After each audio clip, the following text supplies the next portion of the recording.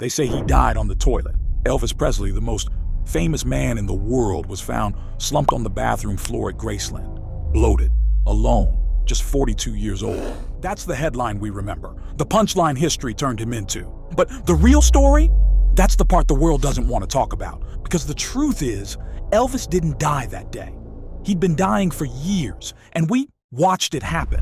Why don't we talk about those final years? Why do documentaries fast forward from jailhouse rock to a toilet in Memphis? Why do we worship the legend but erase the man? The jumpsuit, the hair, the impersonators. That's the version of Elvis we're sold.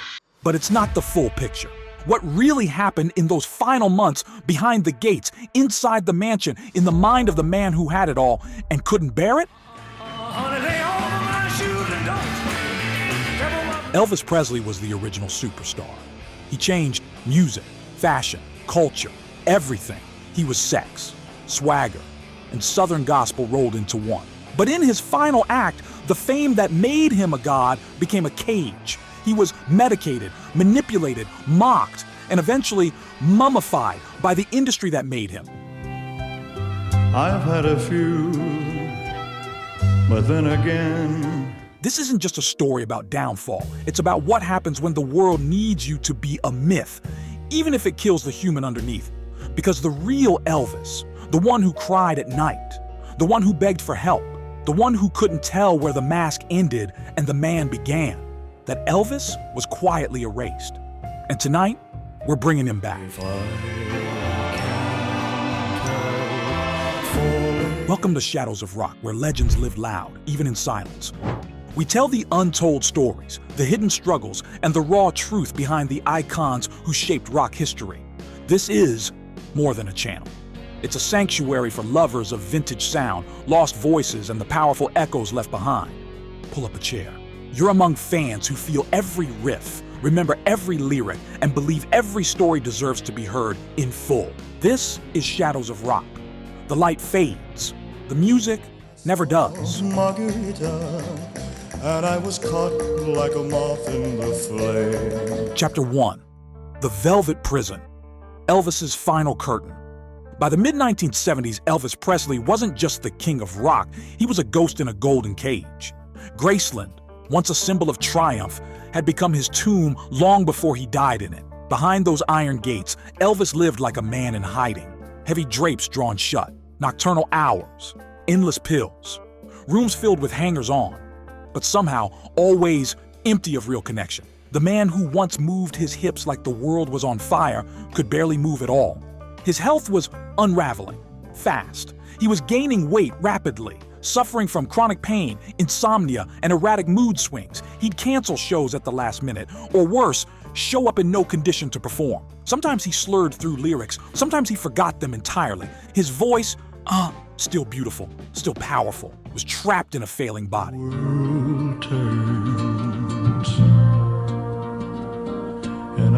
Elvis was being kept alive by an army of doctors who prescribed up to 12 medications at once. Stimulants to wake up, sedatives to sleep, painkillers to function, antidepressants to cope.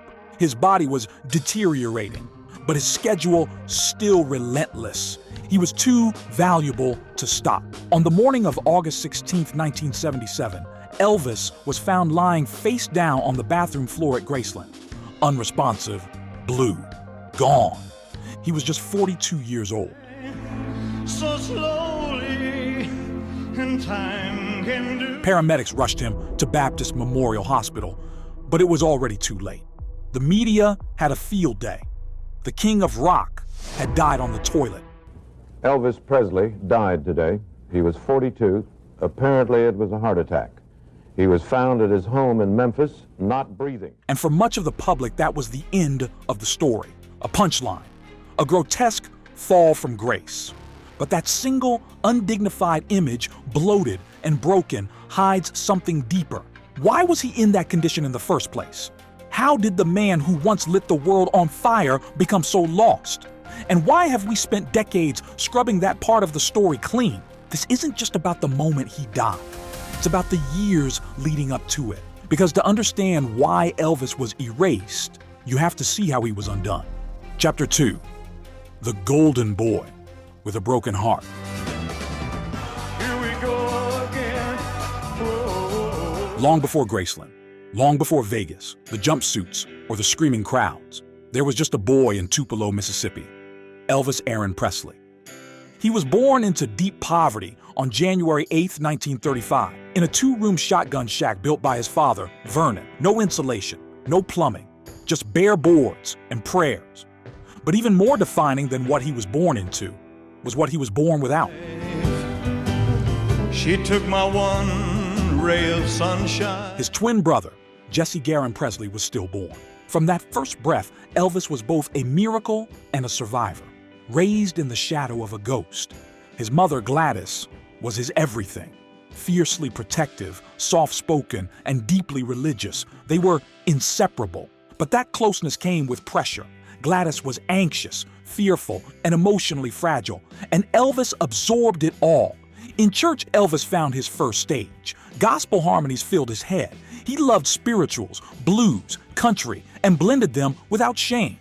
At school, he was an outsider, quiet, different, hair slicked back. Kids made fun of him until they heard him sing. Oh, why won't that sun? By 18, he walked into Sun Records and changed everything. His voice, raw, sensual, untamed. Sam Phillips saw it instantly.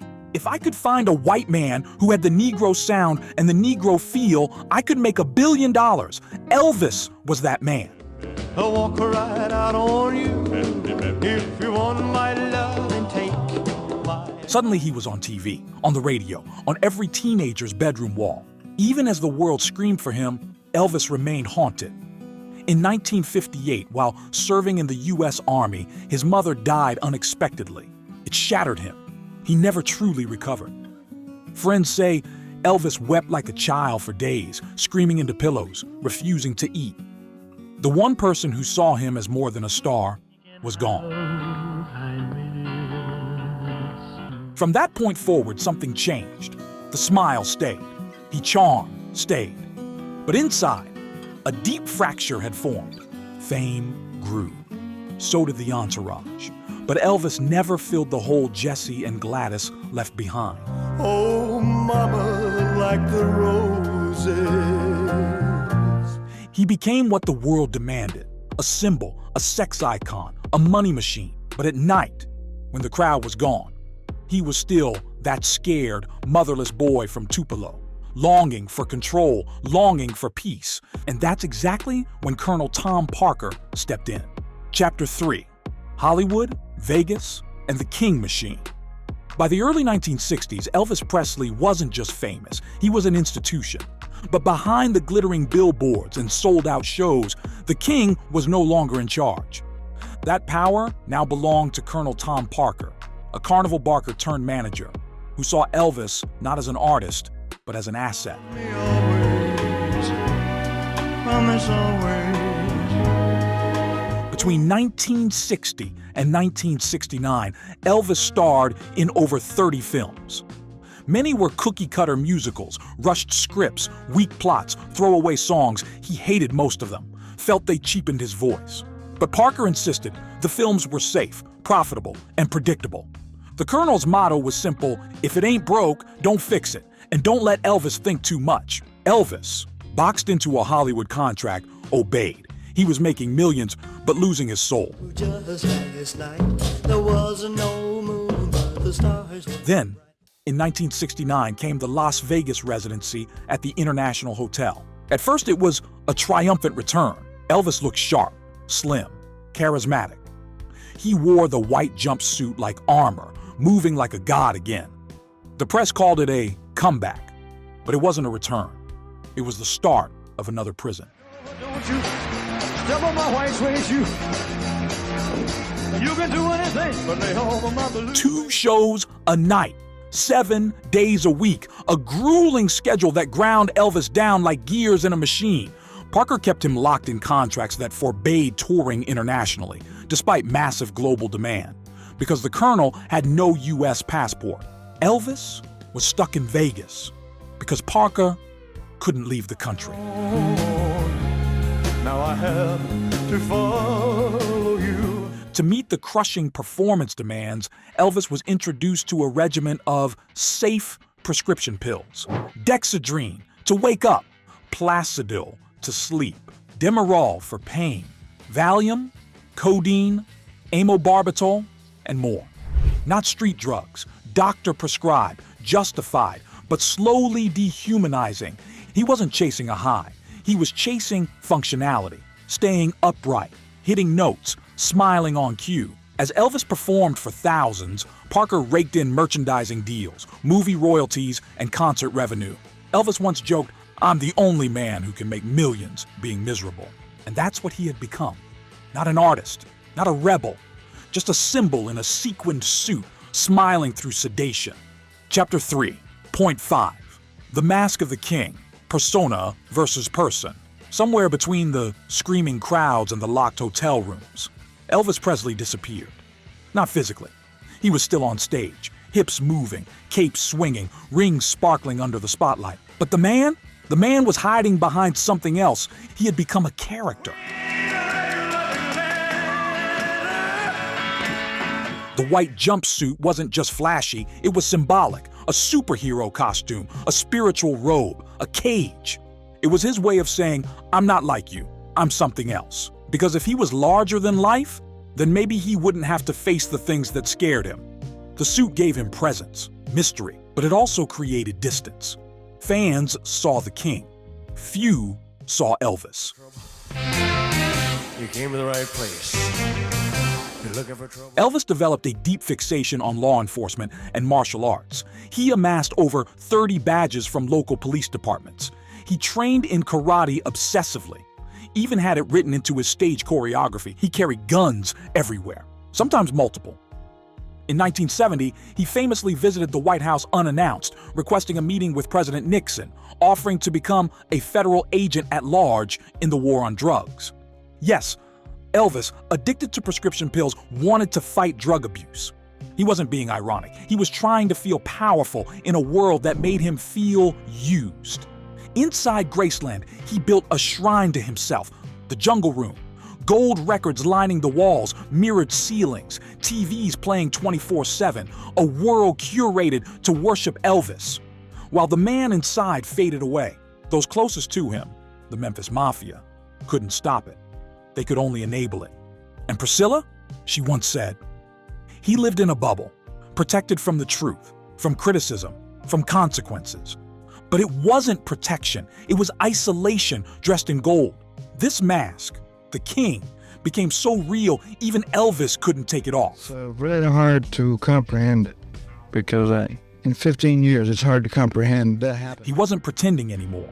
He was trapped in a role the world needed him to play, smiling, powerful, eternal. But behind that glimmering costume was a man rapidly falling apart, and soon, the collapse would no longer be something he could hide. Chapter 4. Collapse, addiction, divorce, and the disappearing man. By the mid-1970s, Elvis Presley's world was closing in. He had the mansion, the money, the myth, but what he didn't have was control. In 1973, Elvis and Priscilla Presley finalized their divorce. They'd met when she was just 14, married when she was 21. For years, she'd stood by him through the chaos, but she could no longer watch him self-destruct. The split wasn't just personal. It shattered what little foundation he had left. Friends say he wept for days. Others say he became emotionally numb. Priscilla later said he had trouble facing reality, and divorce was as real as it gets. Elvis's drug use wasn't about partying. It was about functionality. He needed uppers to wake up, downers to sleep, painkillers to move, tranquilizers to calm the chaos in his mind. Every part of his day was chemically managed. One bodyguard recalled, he didn't take drugs to get high. He took them because he was afraid he couldn't perform without them. Audiences started to notice. In 1976, footage showed Elvis forgetting lyrics, stumbling across the stage, slurring speech. At one show, he rambled for over 10 minutes about obscure conspiracy theories before attempting to sing. Some fans laughed, others cried, but most stayed silent. Because to criticize Elvis was blasphemy. Gotta face the truth one day. A man can always run away from trouble. The press, however, was merciless. They called him a washed-up relic, a parody of his former self. Graceland became more isolated than ever. Elvis only trusted a small circle of friends, known as the Memphis Mafia. They fetched his pills, scheduled his shows, shielded him from reality. If Elvis didn't want to hear bad news, no one told him. If he wanted steak at 4 a.m., someone made it happen. He was a king, but of a dysfunctional court. In his private moments, Elvis would ask, "Do they still love me? Am I still the king?" But by then, he wasn't asking about the fans. He was asking about himself. Because deep down, he knew he wasn't disappearing from the stage. He was disappearing from himself. Chapter 5. A Prison in Graceland. Elvis's Final Days.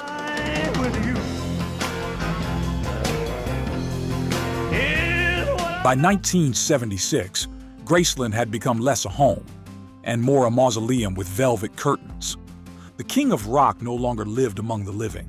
He slept by day, paced by night, rarely left the property. He was surrounded by people, assistants, bodyguards, girlfriends, yet utterly alone. He stopped recording new music. The studio, once his sanctuary, became a stranger. Even the stage, his lifeline, began to feel like a threat. He refused to fly commercially, traveled only in his private jet, the Lisa Marie, would cancel performances with no warning or show up late, incoherent, drenched in sweat. Inside Graceland, he obsessively rewatched his old films, memorizing himself as if trying to find the version of him the world once loved. Although it's always crowded, you still can find. He read spiritual books, conspiracy theories, religious tracts. He believed he was chosen, but also cursed. As his grip on reality slipped, Elvis became increasingly obsessed with police badges and secret government missions. He collected law enforcement memorabilia. He'd show off real guns to guests. He even appointed himself a kind of spiritual narcotics agent. In 1976, he tried to convince local authorities to deputize him. He carried DEA credentials in his wallet, not as a joke, as identity. In his mind, Elvis wasn't a singer anymore. He was a protector, a vigilante, a man with purpose. But in truth, he was spiraling.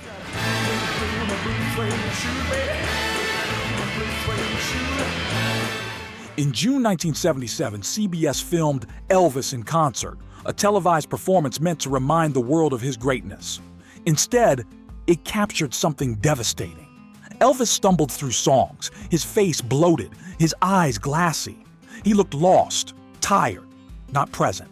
When the show aired after his death, millions watched in shock. That was the last time the world saw him alive. At home, things were worse. He was on over a dozen medications. His blood pressure was dangerously high. He battled constipation, glaucoma, liver damage, chronic pain. He'd often stay up until dawn, eating massive meals in silence, then retreat to his bedroom and lock the door. The light in Elvis, the humor, the fight, the faith was fading. And when he finally collapsed on that bathroom floor in August 1977, no one was truly surprised. Chapter 6. Death and the Disappearance of the Truth. On the morning of August 16, 1977, Elvis Presley's fiancée, Ginger Alden, found him face down on the bathroom floor at Graceland. He wasn't breathing. His skin was cold. His soul was gone. Do you miss me? Paramedics rushed him to Baptist Memorial Hospital, but he was pronounced dead by 3:30 p.m., just 42 years old. The king was gone. The official cause of death was listed as cardiac arrhythmia, but that label was vague by design. What was omitted? That Elvis's system contained 14 different prescription medications, including powerful opioids, tranquilizers, and sedatives. It wasn't one pill. It was the accumulation, years of chemical dependence. Still, the Presley estate moved quickly to bury the messy details. To the open arms of the sea. Graceland was closed off. The autopsy was sealed. The toxicology report delayed, then sanitized. His manager, Colonel Parker, acted like nothing had happened. He kept collecting checks, planning posthumous deals, and booking tribute shows. To the world, Elvis died of a heart attack. Tragic, but clean. The truth, the desperation, the addiction, the exhaustion was swept aside to protect the myth. Elvis wasn't just a man, he was a brand, a billion-dollar one. To preserve the value, the narrative had to be controlled. Documentaries glossed over his final years. Tours of Graceland focused on the glitz, not the pills. Even interviews with family members avoided hard questions. Instead of confronting what killed him, we built a shrine to the jumpsuit, the sunglasses, the smirk. The media reduced his death to a punchline. Elvis died on the toilet. He ate himself to death.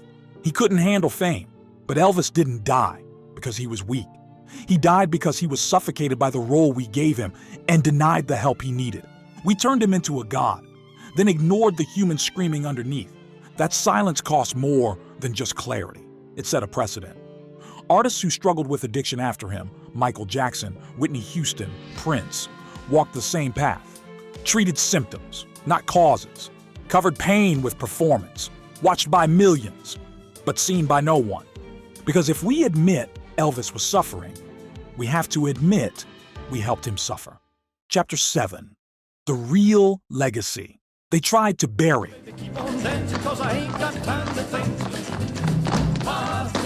Elvis didn't just revolutionize music, he rewrote what it meant to be a modern icon, to rise too fast, shine too bright, and crash too hard. But his greatest legacy isn't in gold records or jumpsuits. It's in the warning his life became.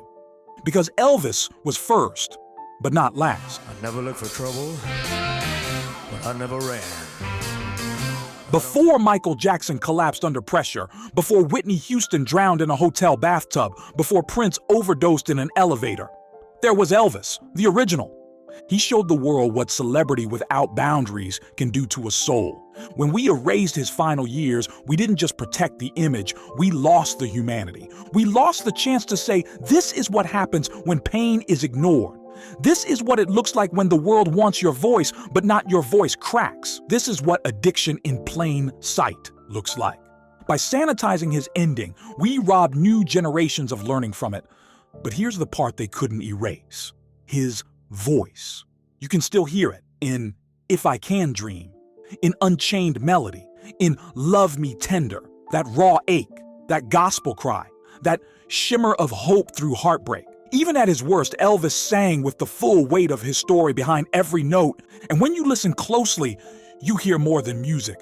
You hear a man begging to be seen. Cold as ice, a dreamy night. He was a sensitive soul raised in poverty, traumatized by loss, used by a system, buried by pressure, and never allowed to just be human. And that's his real legacy. Not the legend, but the man behind it. Maybe that's why we struggle to talk about his last years, because it forces us to ask, what do we do to the people we claim to love when we need them to be more than human? What we choose to remember. Elvis Presley didn't just die in 1977, he faded, bit by bit, as the world demanded a god and forgot the man. But now we remember. Not the impersonators, not the merchandise, not the myth. We remember the boy from Tupelo who just wanted to sing, who carried pain he never showed, and who gave everything until there was nothing left. So when you play an Elvis song, don't just hear the voice. Hear the fight, hear the ache, hear the joy and the loneliness braided into every note. Because that voice wasn't just music, it was a man trying to hold on. A hungry little boy with the runny nose plays in the street as a cold wind blows in the ghetto. Tell us in the comments. What's the one Elvis song that still gives you chills? Let's honor him together. Not just for what he gave us, but for what he sacrificed to do it. And if this story moved you, wait until you see how Jimi Hendrix's final days followed a hauntingly similar path. Both men changed the world. Both were lost inside it. Tap the pop-up on screen to watch how Jimi Hendrix's final days revealed a dark secret no one talks about.